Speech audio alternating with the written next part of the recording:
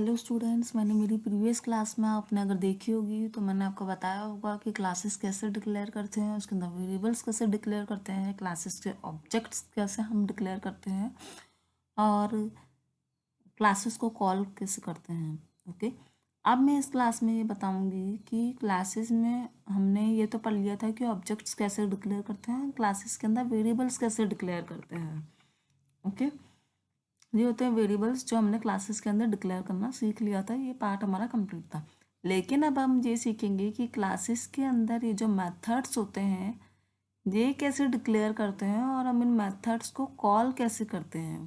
तो मोस्टली हम सीखेंगे कि जो मेथड्स बनते हैं, मेथड्स एंड फंक्शंस, ओके, तो वो क्लासेस के अंदर कैसे डिक्लेयर करे जाते हैं एंड इन्हें कॉल कैसे किया जाता है ऑब्जेक्ट्स के थ्रू।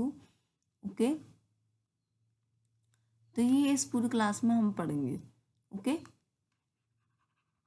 अब मैं आपको जल्दी से बता देती हूँ कि हम कैसे से डिक्लेयर करेंगे। तो जो आपने प्रीवियस क्लास देखी थी उसमें हमने यहाँ तक तो पढ़ा ही था कि हमने एक बॉक्स नाम की क्लास बनाई है जिसके हमने अंदर लेंथ ब्रेथ हाइट को डिक्लेयर किया है।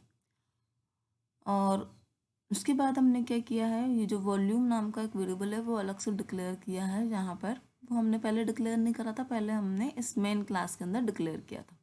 हमने यहीं पर डिक्लेयर करा है कि हम चाहते हैं कि यूज़र इस मेथड को कॉल करे और उसका वॉल्यूम जो है वो कैलकुलेट हो जाए, उसे बार बार यहाँ वॉल्यूम का फॉर्मूला ना लिखना पड़े।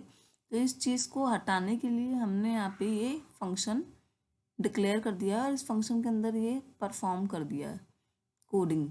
ओके, तो यूज़र को बार बार यानी कि प्रोग्रामर को भी लिखने की बार बार ज़रूरत नहीं पड़ेगी। तो प्रोग्रामर की कोडिंग को कम करने के लिए हमने वॉल्यूम का जो मेथड है वो यहीं डिक्लेयर कर दिया है। Okay,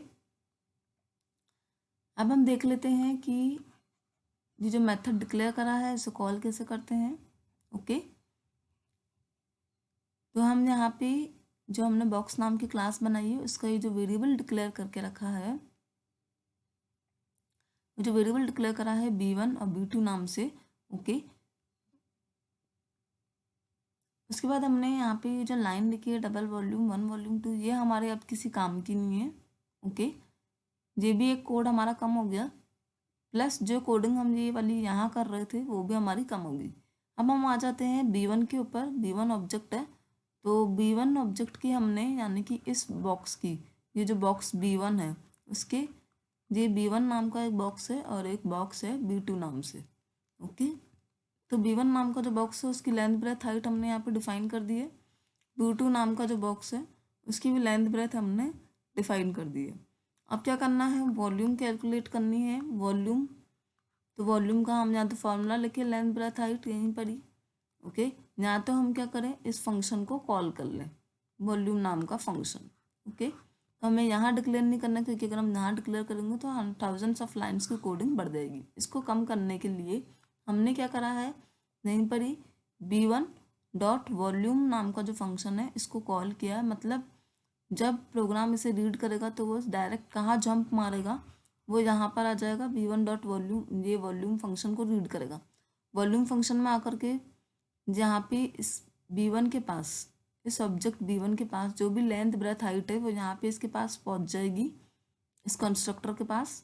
okay, automatically. और फिर क्या हो जाएगा, जो लेंथ ब्रेथ हाइट b1 की है वो यहाँ पे आ जाएगी एज इट इज़।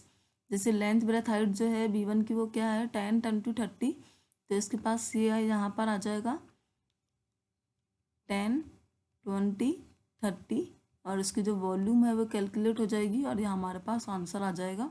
हमारे पास जो स्क्रीन में हमको शो होगा वो शो होगा volume of box is plus जो भी इसकी वॉल्यूम आएगी, ओके, 6000, तो वो हमें शो हो जाएगी। ओके, प्लस का साइन शो नहीं होगा, क्या शो होगा, volume of box is 6000। Okay, तो इस तरीके से हम क्या करते हैं, मेथड्स को डिक्लेयर करते हैं इसी क्लास के अंदर।